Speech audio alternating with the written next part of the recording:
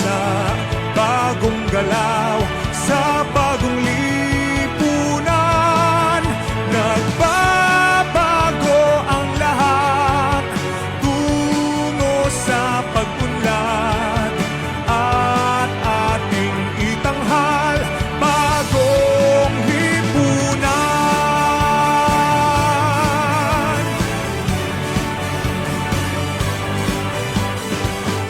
Ang gabi nagmaliw ng ganap at lumipas na ang magdamag. Madaling araw ay nagdiriwang, may umagang namasdan. Ngumiti na ang pag-asa sa umagang anong ganda. May bagong silang, may bago ng buhay, bagong bansa, bagong galaw sa bagong lipunan. Nagbabago ang lahat tungo sa pag-unlad at ating itanghal bagong lipunan. May bago ng buhay, bagong bansa, bagong galaw sa bagong lipunan. Nagbabago ang lahat tungo sa pag-unlad at ating itanghal bagong lipunan. Bagong lipunan.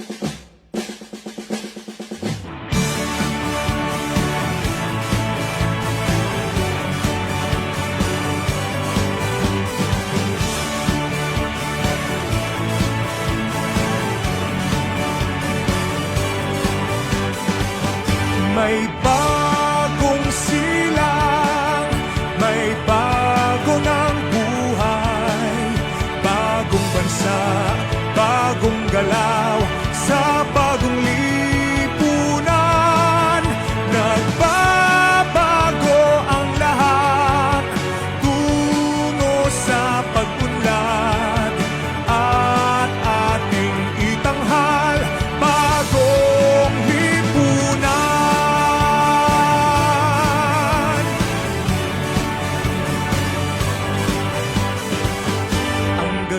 Nagmaliw ng ganap at lumipas na ang magdamag.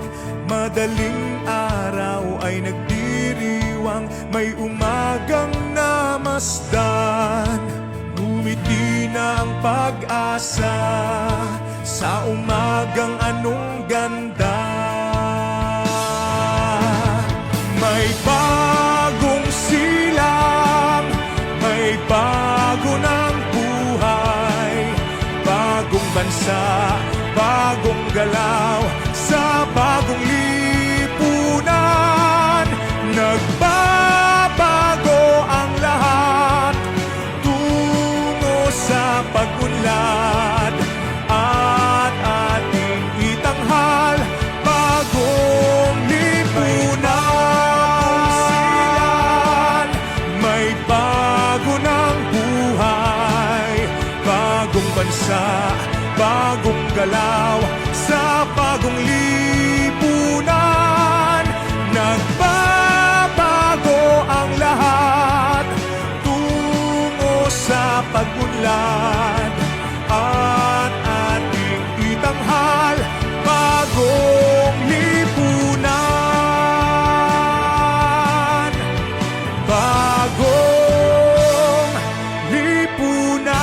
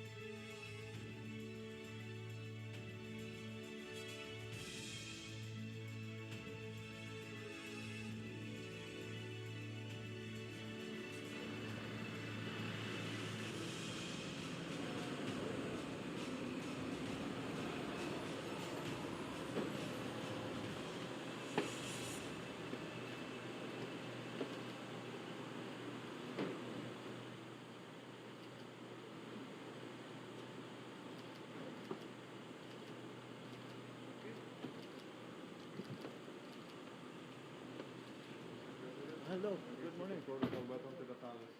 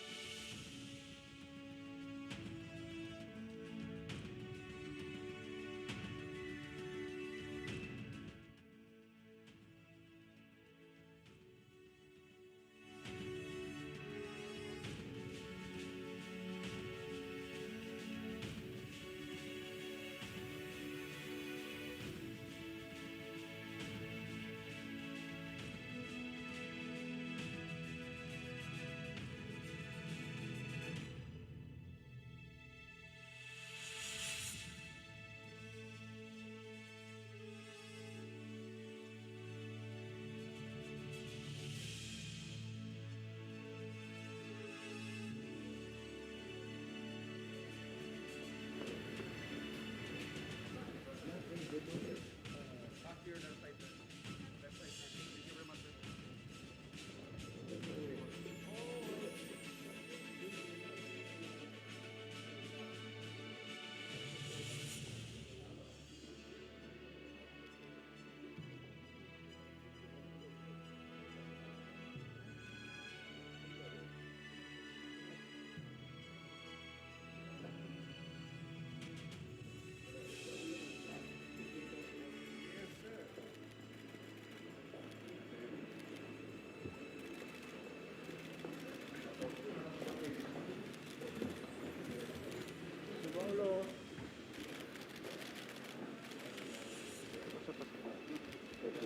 Picture, sir. Ito, sir.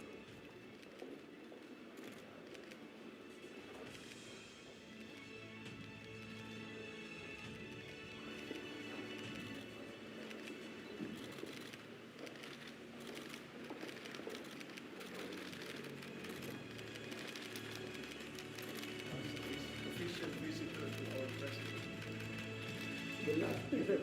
Yes, sir. Thank you very much.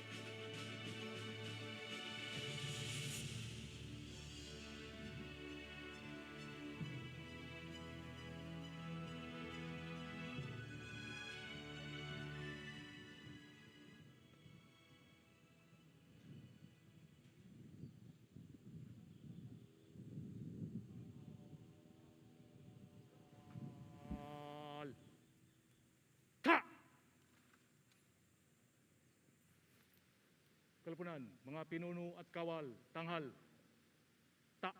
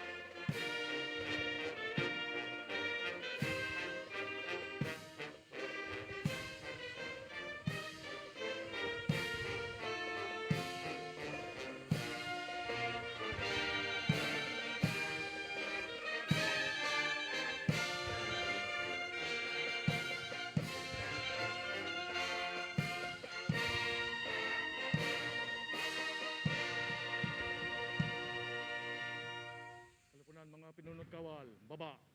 Ta. Handa. Dala. Kalis. Baba. Ta.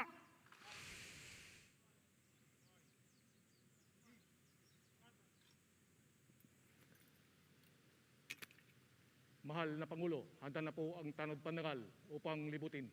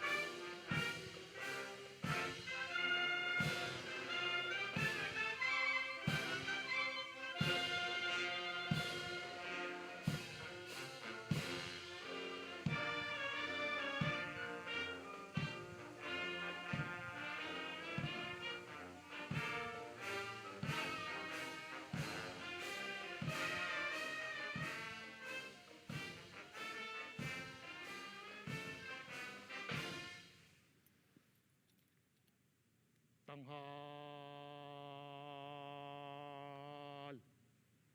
Ta.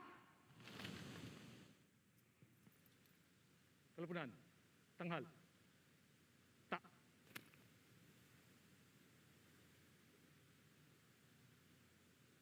Baba. Ta. Handa. Dala. Kalis. Baba. Ta.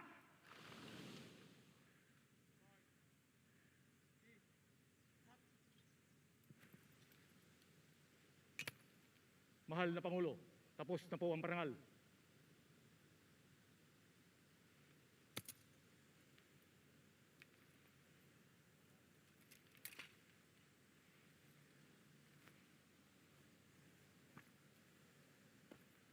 Salamat po sa tropa. Thank you for the honor. And I will remember it forever.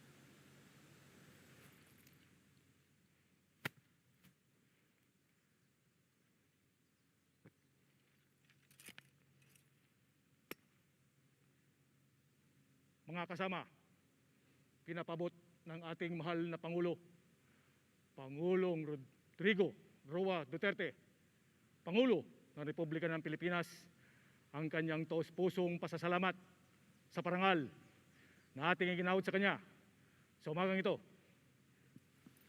Baba, kalis.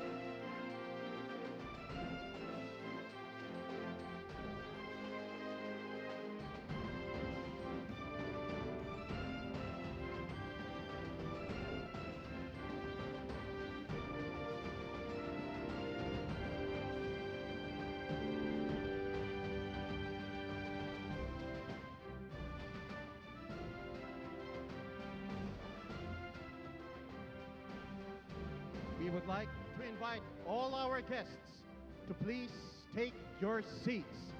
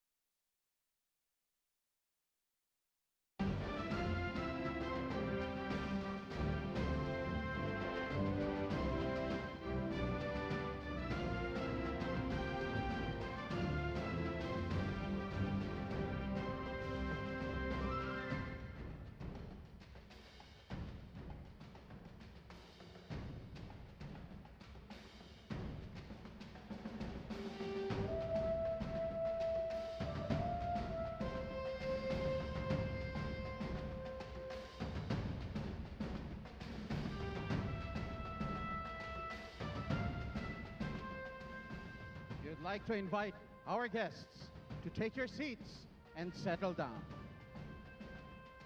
we would like to invite all our guests to take your seats and settle down. Thank you.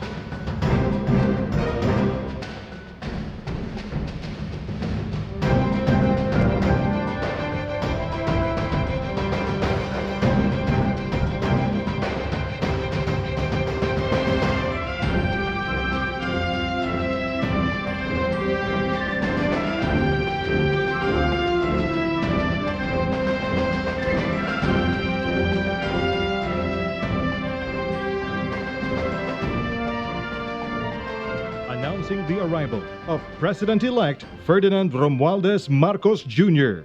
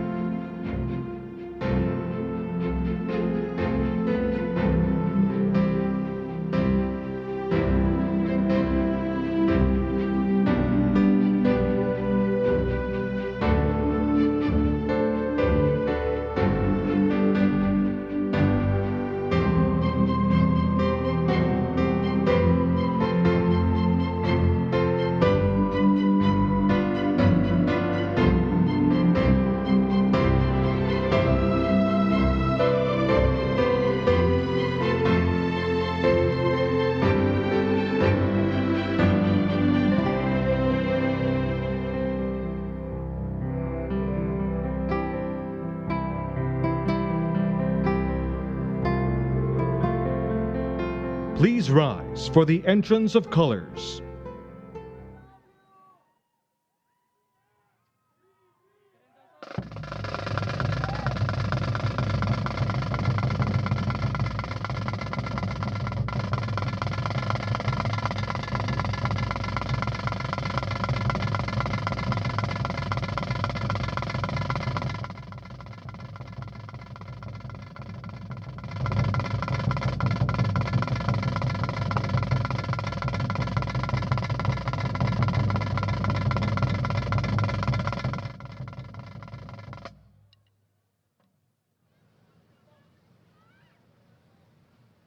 Let us all rise for the Philippine National Anthem.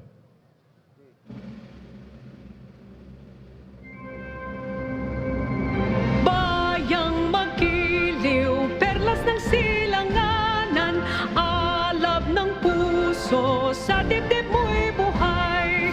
Lupang hinirang, duyan ka ng magiting, sa manlulupig, di ka pasisiil, sa dagat at bundok, sa simoy at sa langit mong bughaw, may dilag ang tula at awit sa paglayang minamahal.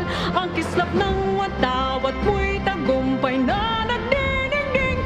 Ang bituin at araw niya kailan pa may di magdidilim. Lupa ng araw ng luwalhating pagsinta, buhay ay lagit sa piling mo. Aming ligaya na pag may mga api, ang mamatay ng dahil sa'yo.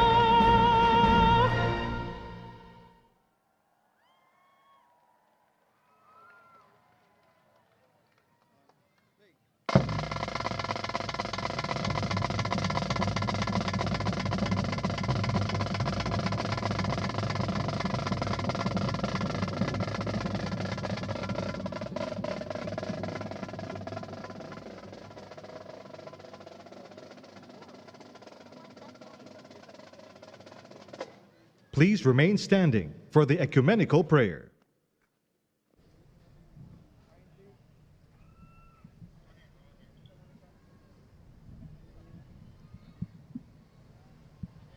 At makapangyarihan sa lahat. Pakitanggap po ang aming taos-sa-pusong pasasalamat sapagkat taglay pa naming lahat ngayon ang aming buhay at ang aming lakas. Sasaksihan po namin ang panunumpa ng bagong Pangulo ng aming Republika. Nagmamakaawa kaming lahat na tulungan mo po ang aming Pangulo maging lahat ng mga nangunguna sa aming pamahalaan, maipatupad ng pantay-pantay lahat ng mga batas tungo po sa pag-unlad ng aming lipunan. Hinihiling po namin maghari sa amin ang iyong katwiran. Sa ngalan po, Ama, ng aming Panginoong Hesukristo. O Panghimpapawid.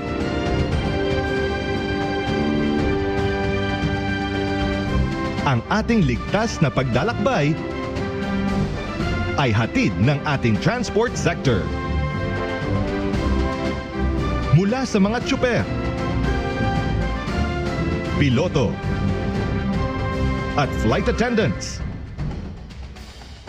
o mga seafarers, at kapitan ng barko. Ang kanilang husay at galing ay katuwang natin sa paglalakbay tungo sa maunlad na bukas.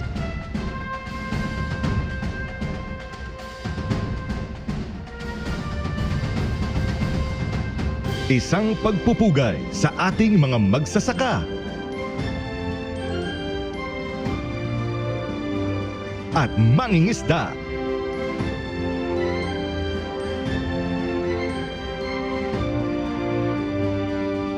Kinikilala natin ang huwarang kontribusyon ng ating mga bayani sa pagpapaunlad ng sektor ng agrikultura.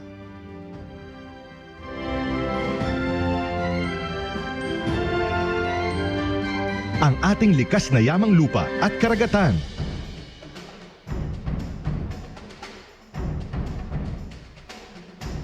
Kasama ang mga makabagong teknolohiya.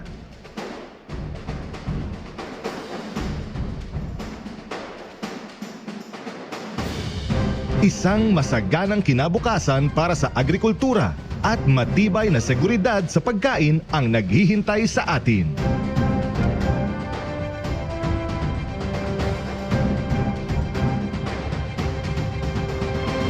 Ang ating Street Management Services Sector. Malinis, ligtas, at maayos na mga kalye at lansangan. Hatid ng ating mga kababayan sa serbisyo.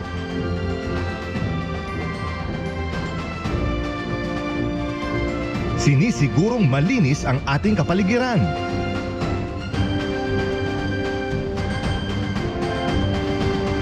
Maginhawa ang daloy ng trapiko.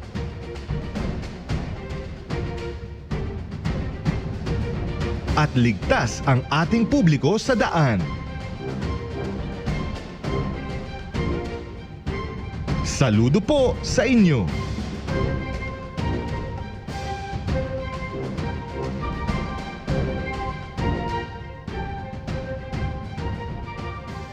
Ang ating construction industry.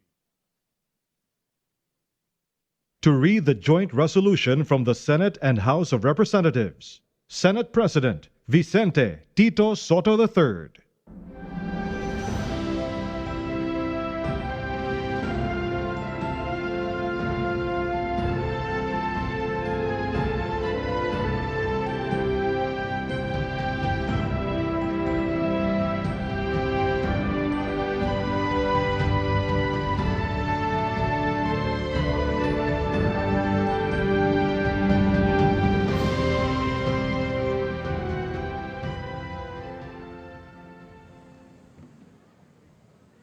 As the Senate President and co-chair of the joint public session of Congress that canvassed the votes for presidential and vice presidential candidates in the national elections held on the 9th of May, 2022, it is my distinct honor and privilege to join you in this historic occasion and read the dispositive portion of the resolution of both houses, which proclaimed the duly elected President and Vice President of the Republic of the Philippines.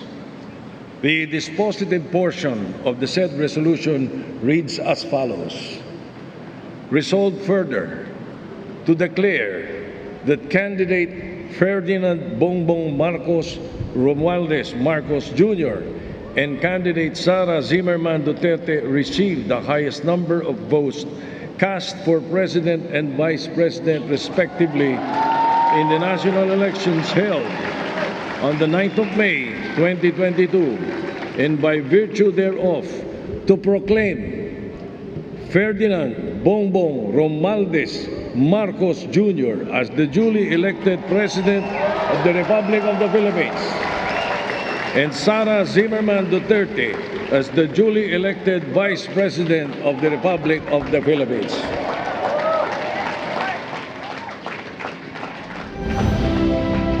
To administer the oath of office to President-elect Ferdinand Romualdez Marcos Jr., Chief Justice Alexander G. Gesmundo.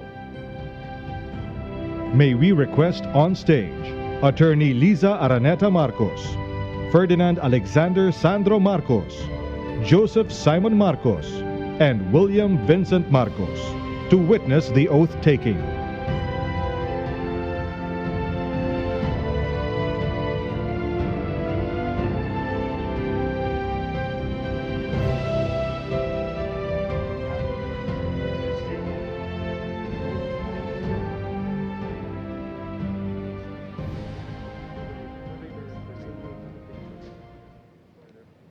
Mangyaring taas ang kanang kamay at wikain ang mga sumusunod.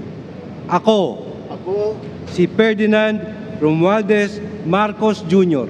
Si Ferdinand Romualdez Marcos Jr. ay mataimtim na nanunumpa. ay taimtim na nanunumpa. Natutuparin ko ng buong katapatan at sigasig Natutuparin ko na buong katapatan at sigasig ang aking mga tungkulin ang aking mga tungkulin bilang Pangulo ng Pilipinas, bilang Pangulo ng Pilipinas, pangangalagaan at ipagtatanggol ang kanyang konstitusyon. ang kanyang konstitusyon. Ipatutupad ang mga batas nito, Ipapatupad ang mga batas nito, magiging makatarungan sa bawat tao, magiging makatarungan sa bawat tao, at itatalaga ang aking sarili at itatalaga ang aking sarili sa paglilingkod sa bansa. sa paglilingkod sa bansa. Kasihanawa ako ng Diyos. Kasinawan ako ng Diyos. Congratulations, Mr. Maraming President. salamat.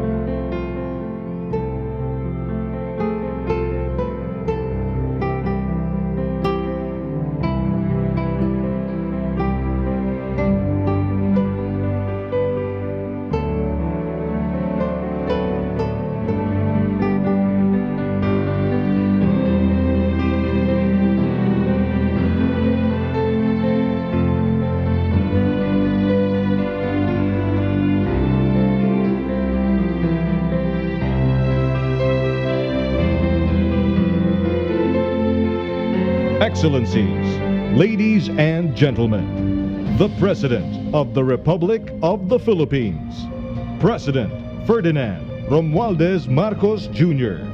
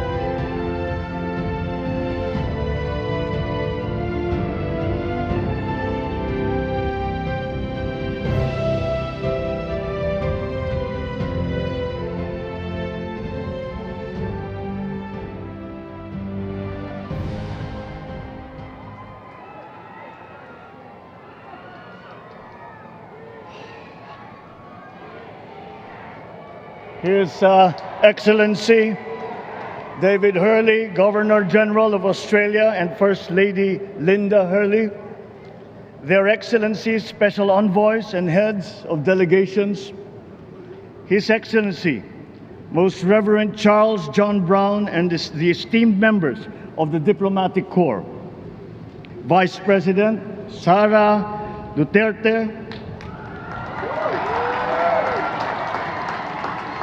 President Fidel Ramos, President Joseph Ejercito Estrada, President Gloria Macapagal Arroyo, Senate President Vicente Soto III, and the honorable members of the Philippine Senate, House Speaker Lord Alan J. Velasco, and the honorable members of the House of Representatives, Chief Justice Alexander Gesmundo, and the honorable justices of the Supreme Court, of course, First Lady Lisa Araneta, and my children, Alexander, Sandro, Simon, and Vincent. I cannot proceed without a special greeting, of course, to the former First Lady Imelda Romualdez Marcos.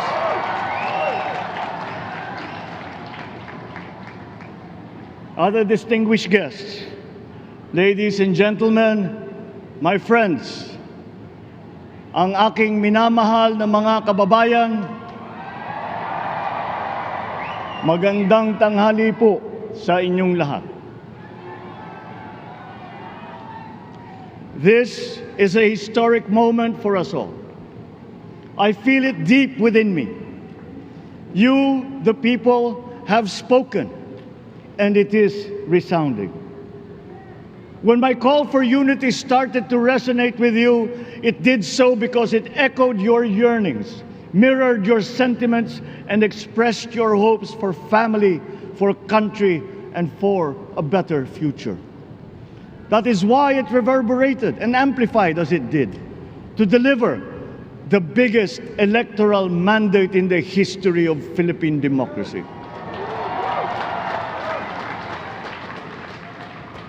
By your vote, you rejected the politics of division.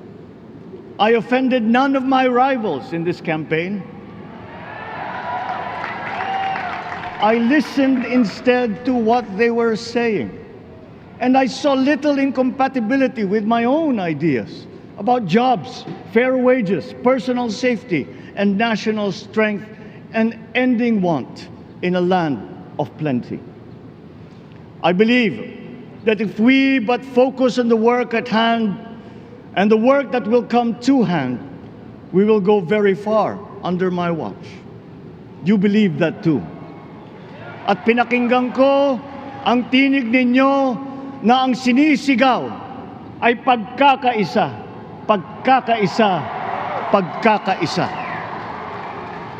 We will go farther together than against each other, pushing forward, not pulling each other back, out of fear, out of a misplaced sense of weakness. But we are the furthest from weak. The Filipino diaspora flourishes even in the most inhospitable climes, where they are valued for their quality. The changes we seek will benefit all and will shortchange no one. I was not the instrument of change. You were that. You made it happen. I am now. You picked me to be your servant, to enable changes to benefit all. I fully understand the gravity of the responsibility that you've put on my shoulders. I do not take it lightly, but I am ready for the task. I will need your help. I want to rely on it. But rest assured, I do not predicate success on the wide cooperation that's needed. I will get it done. I once knew a man who saw what little had been achieved since independence in a land of people with the greatest potential for achievement, and yet they were poor. But he got it done, sometimes with the needed support, sometimes without. So will it be with his son. You will get no excuses from me.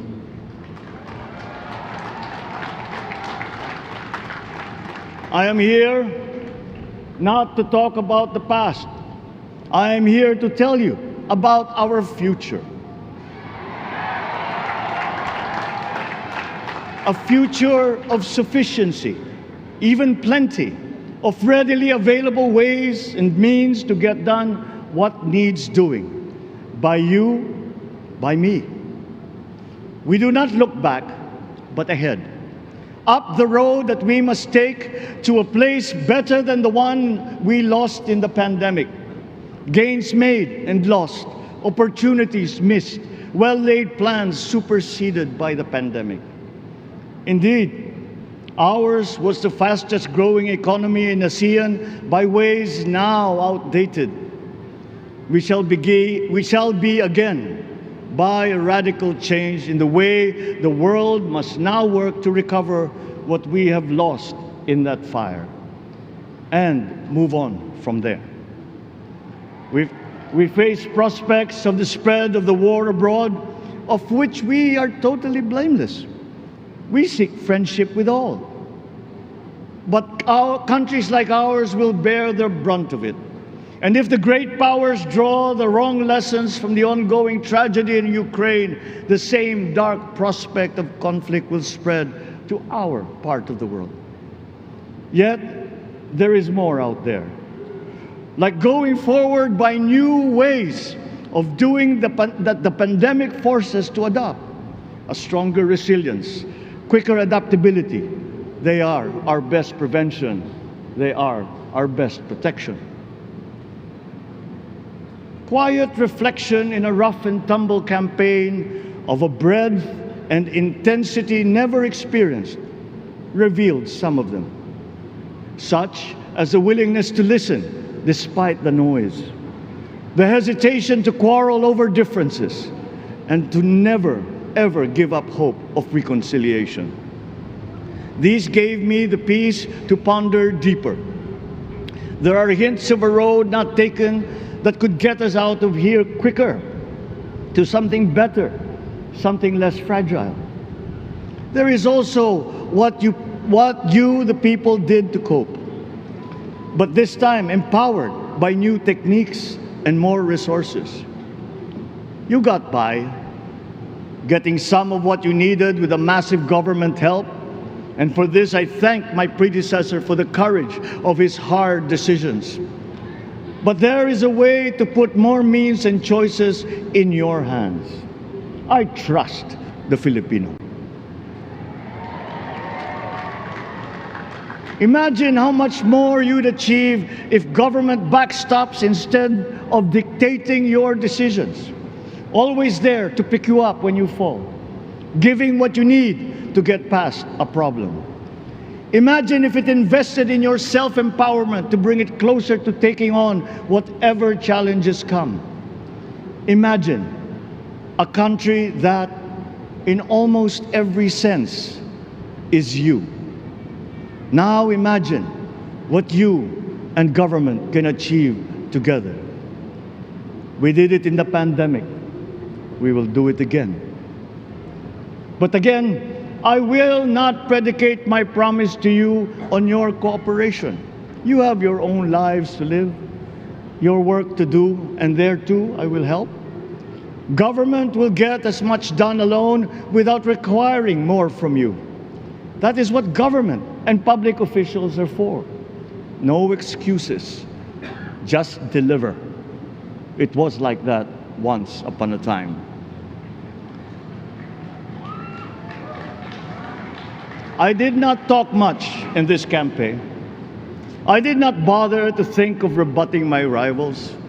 Instead, I searched for promising approaches better than the usual solutions. I listened to you.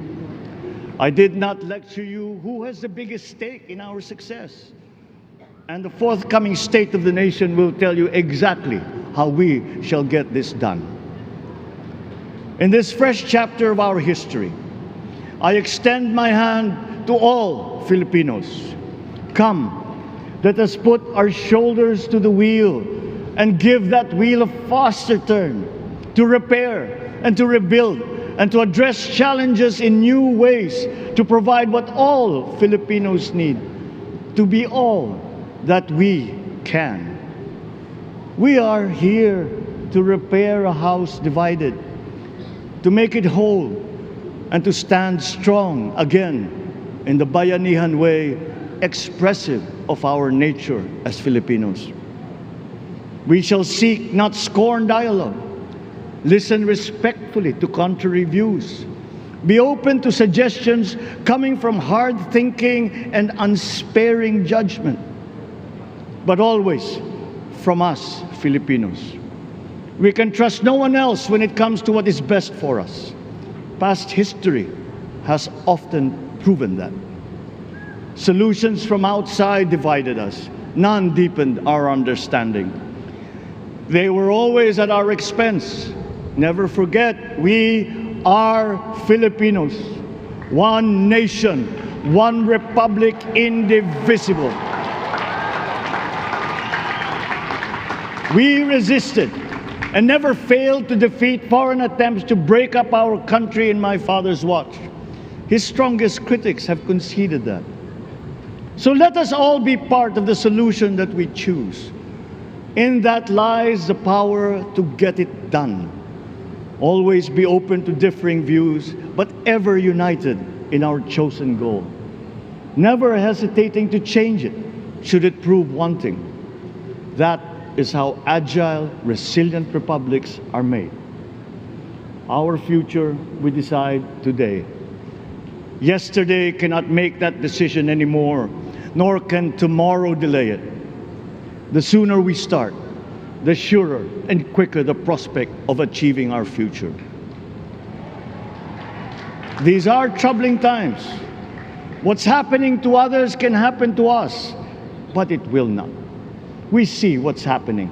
We are witness to how it is being stopped, and we have seen the glory that crowns struggle against all odds. Giving up is not an option. We've been through times of bitter division, but united We came through to this when it shall begin again, but better. The campaigns I've run have taken me here where I stand today.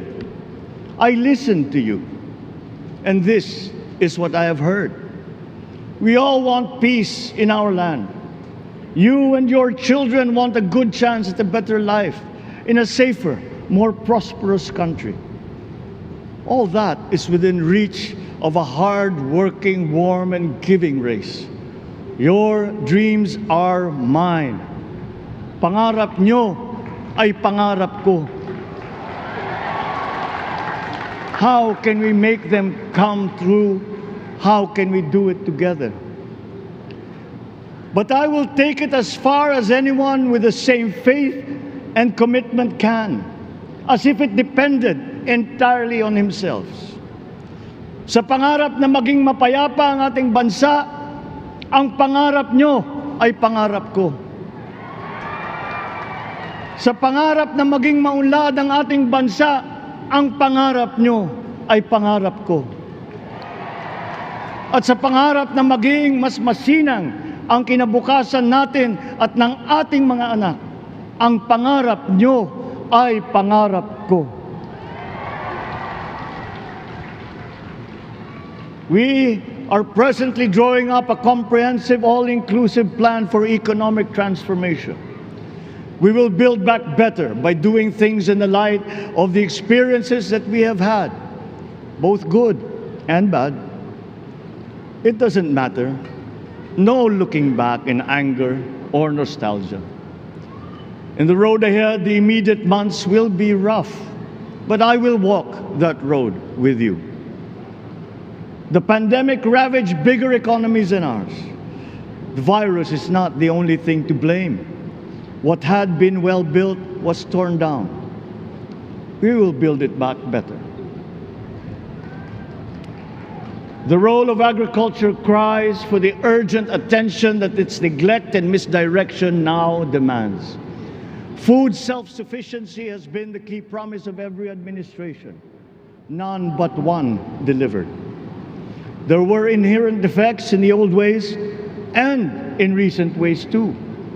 The trade policy of competitive advantage made the case that when it comes to food sufficiency, a country should not produce but import what other countries make more of and sell cheapest. Then came Ukraine. The most vulnerable when it comes to food are the countries furthest away from the conflict, those bearing no blame for provoking it. Yet they face the biggest risk of starvation. If financial aid is poured into them, though it never is, there is nothing to buy. Food is not just a trade commodity. Without it, people weaken and die. Societies come apart.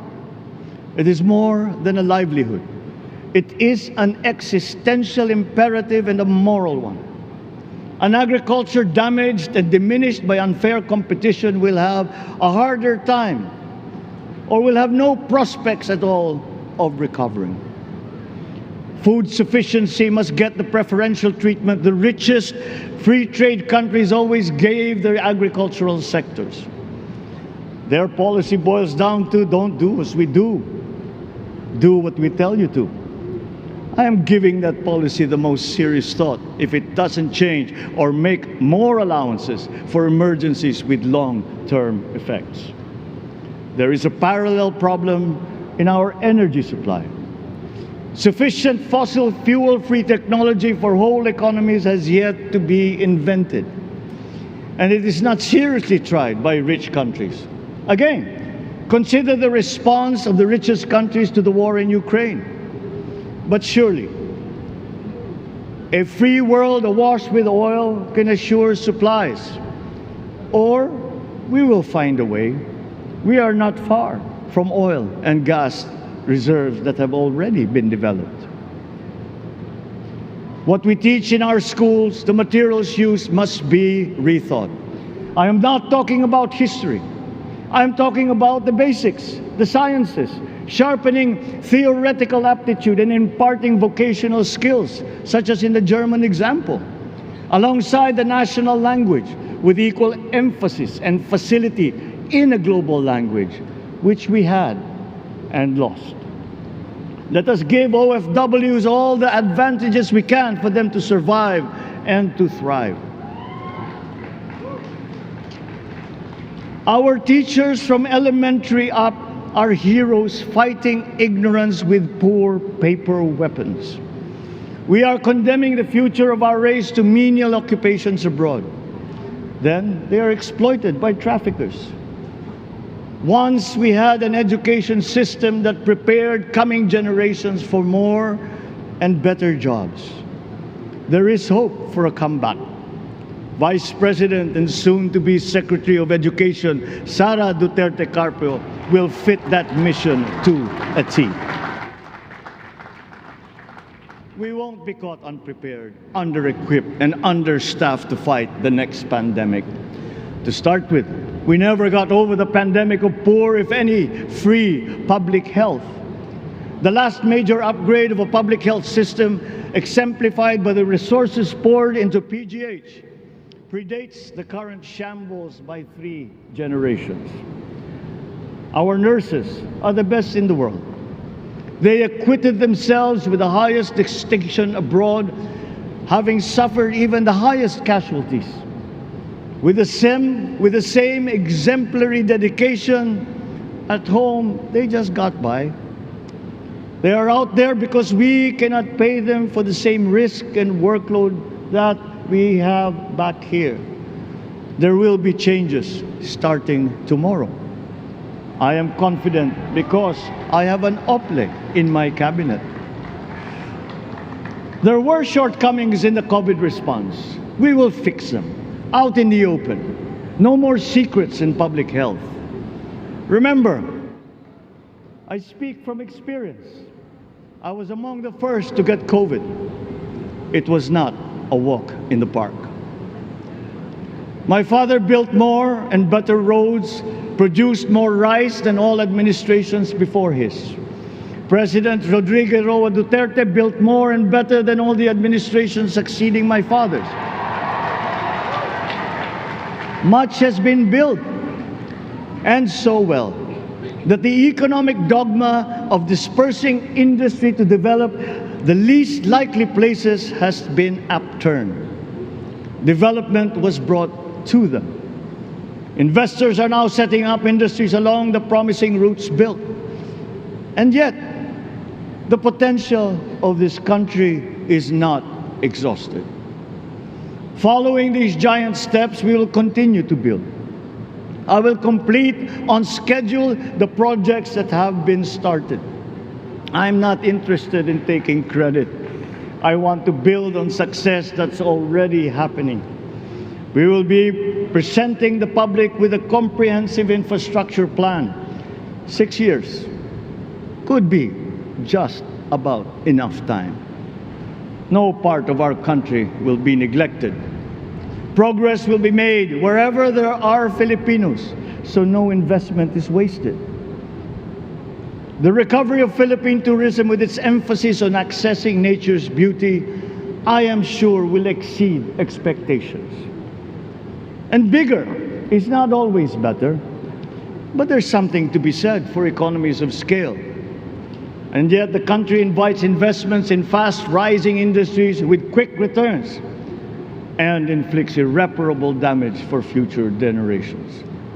We have yet to see large-scale practical solutions to pollution, though some are beginning to emerge. But there are tried and proven new ways of mitigation.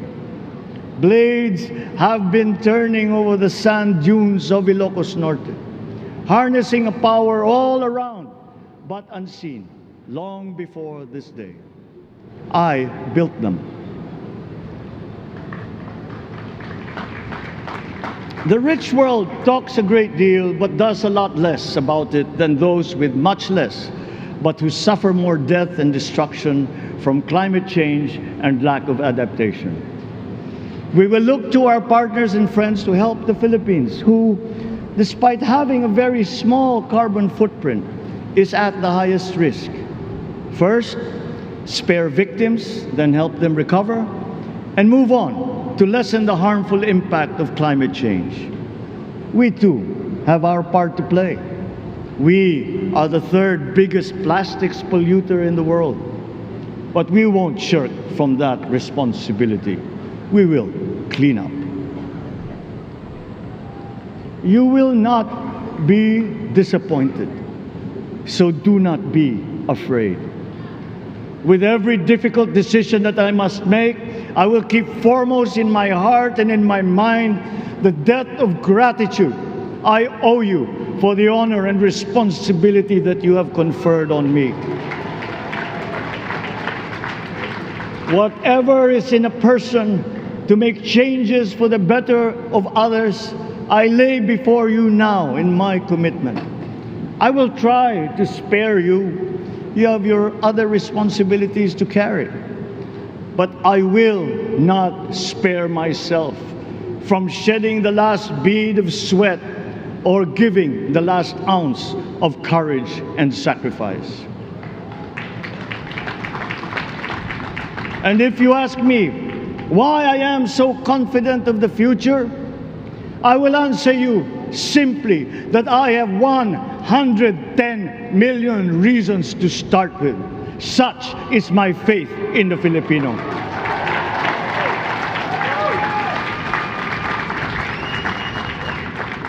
Believe, have hope. The sun also rises like it did today and as it will tomorrow. And as surely as that, we will achieve the country all Filipinos deserve. God bless the Philippines. God bless our work. Maraming salamat po sa inyong lahat. Mabuhay ang Pilipinas. Magandang tanghali po.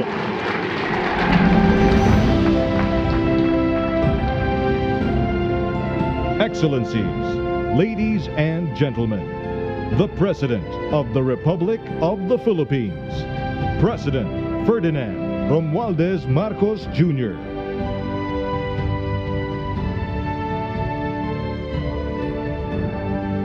We will now have a photo opportunity with President Ferdinand Romualdez Marcos Jr.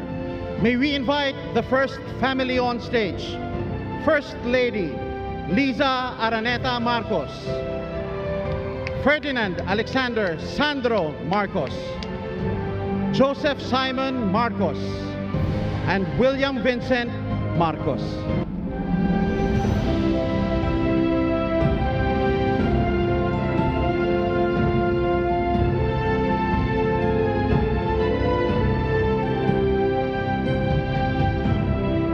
May we now request Vice President Sara Duterte to join the first family.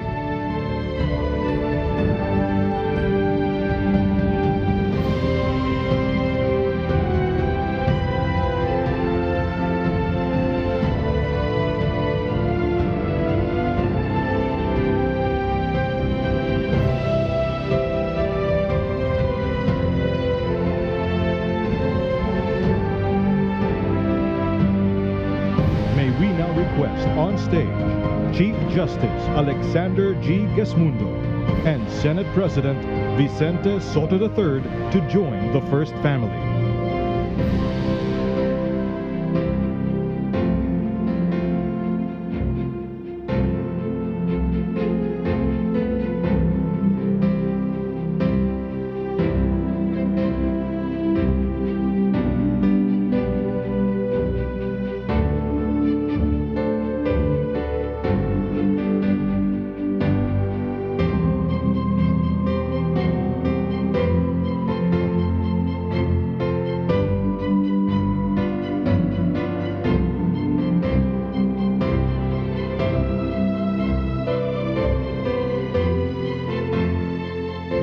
May we now request Madam Imelda R. Marcos, Senator Amy Marcos, and Ms. Irene Marcos Araneta to join the first family.